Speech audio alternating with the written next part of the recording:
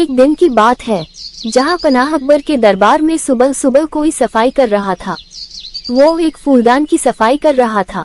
फिर अचानक वह फूलदान उसके हाथ से फिसल जाता है और टूट जाता है। सेवक फूलदान टूटने से घबरा जाता है और कहता है, या खुदा, ये क्या हो गया? ये तो जहां पनाह का सबसे पसंदीदा फूलदान था। अब जहां पनाह मुझे सजा देंगे। और वह फूलदान के टूटे हुए टुकड़े समेट कर घबराता हुआ चला जाता है। तभी वहां जहां पनाह अकबर आते हैं और अपना फूलदान न पाकर परेशान होने लगते हैं और अपने सिपाही को बुलाते हैं और कहते हैं, अकबर, सिपाही, यहाँ पर जो फूलदान रहा करता था वो कहाँ गया? कहीं वो फिर से तो कहीं नहीं खो गया? सिपाही, जब मैंने सेवक को सफाई करने के लिए भेजा था तब तो यही था। उस सेवक को ही पता होगा कि फूलदान कहाँ गया। अकबर, जाओ उस सेवक को बुला कर लाओ। और सिपाही सेवक को बुलाने चला जाता है। थोड़ी देर बाद सिपाही सेवक को बुलाकर लाता है। अकबर, सेवक, यहाँ पर जो फूलदान रखा था वो कहाँ गया? सेवक बहुत घबरा जाता है और कहता है, सेवक, जहाँ पनाह वो मैं फूलदान को साफ करने के लिए ले गया था। अकबर, लेकिन साफ करने के लिए फूलदान को यहाँ से ले जाने की क्या जरूरत थी? सेवक रोने लगता है और कहता है, सेवक, जहाँ पनाह वो फूलदान मुझसे गलती से टूट गया। अकबर, लेकिन अभी तो तुमने कहा था कि तुम फूलदान साफ करने के लिए ले गए थे। मैं तुम्हें फूलदान टूटने के लिए तो माफ करता हूँ, लेकिन मैं तुम्हें झूठ बोलने के लिए माफ नहीं करूँगा। मुझे झूठ से सख्त नफरत है। जाओ, तुम्हें सल्तनत छोड़ने की सजा देता हूँ।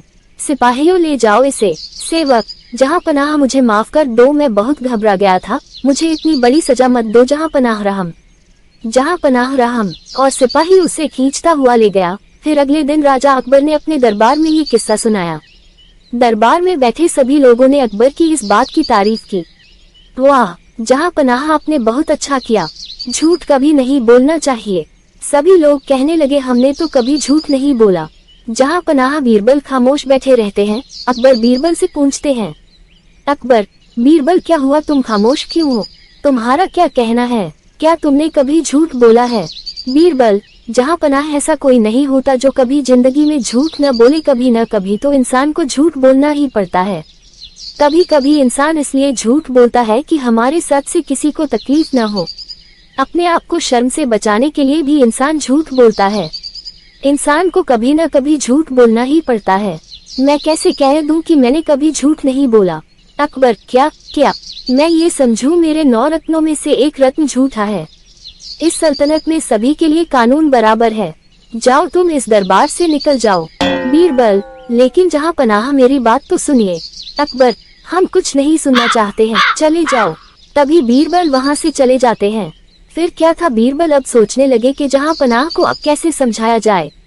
फिर क्या था? बीरबल अपना दिमाग चलाने लगे और बहुत सोचने के बाद उन्होंने एक गेहूं की बाली ली और सेवक को बुलाया और सेवक से कहा, बीरबल, सेवक राम, ये गेहूं की बाली लो और शहर का सबसे अच्छा सुनार ढूंढो और एक ऐसी ही गेहूं की बाली सोने की बनवा कर लाओ। ध्यान रहे, गेहूं के दानों से लेकर बाली तक सभी सोने का होना चाहिए। सेवक, जी हुजूर, मैं अभी जाता हूँ। और कुछ दिन बाद वो सोने की डाली लेकर अकबर के दरबार में गए। अकबर, तुम्हारी हिम्मत कैसे हुई दरबार में आने की? तुम्हें यहाँ आने से मना किया था ना? बीरबल, जहाँ पनाह, मैं यही किसी ओहदे की हैसियत से नहीं बल्कि मैं एक नागरिक की हैसियत से आया हूँ। मैं आपको दुनिया की सबसे अमीर सल्तनत का बादशाह बनाना चाहता हूँ। ये देखिए सोने के गेहूं की बाली। अकबर और वहाँ मौजूद सभी लोग बहुत हैरान होकर उस बाली को देखते हैं। अकबर कहते हैं, अकबर, ये तो सचमुच सोने की बाली है। ये तुम्हें कहाँ मिली? बीरबल, जहाँ पनाह, ये कोई साधारण बाली नहीं है। ये मुझे एक ज्योतिषी ने दी थी जो बहुत कड़ी तपस्या के बाद उन्हें मिली थी। जहाँ पनाह, वो कोई साधारण ज्योतिष नहीं था। एक दिन वो ज्योतिष मुझे नदी के किनारे मिला और वो ज्योतिष वहाँ नदी के पानी के ऊपर चल रहा था, इस तरह से जिस तरह हम जमीन पर चलते हैं। अकबर हैरान होकर पूछते हैं, अकबर, अच्छा, इतने महान ज्योतिष है तो फिर चलो, देर कैसी है, इसे अभी खेत में बो देते हैं। बीरबल, हाँ हाँ जहाँ पनाह, मैंने इसका इंतजाम पहले ही कर रखा है। मैंने एक बहुत अच्छी जगह इसके लिए देख रखी है। हम कल सुबह इस बाली को वहाँ बोएंगे। अकबर, हाँ बीरबल, हम कल सुबह ही इस बाली को बोएंगे और ये सबको बता देना कि हम ये सोने की बाली उस उपजाऊ जमीन पर बोने वाले हैं। बीरबल, जी जहाँ पनाह, मैं कल सुबह ही आ जाऊंगा सबको लेकर। फिर अगले दिन अकबर और बीरबल बहुत से लोगों के साथ उस जगह पर आते हैं।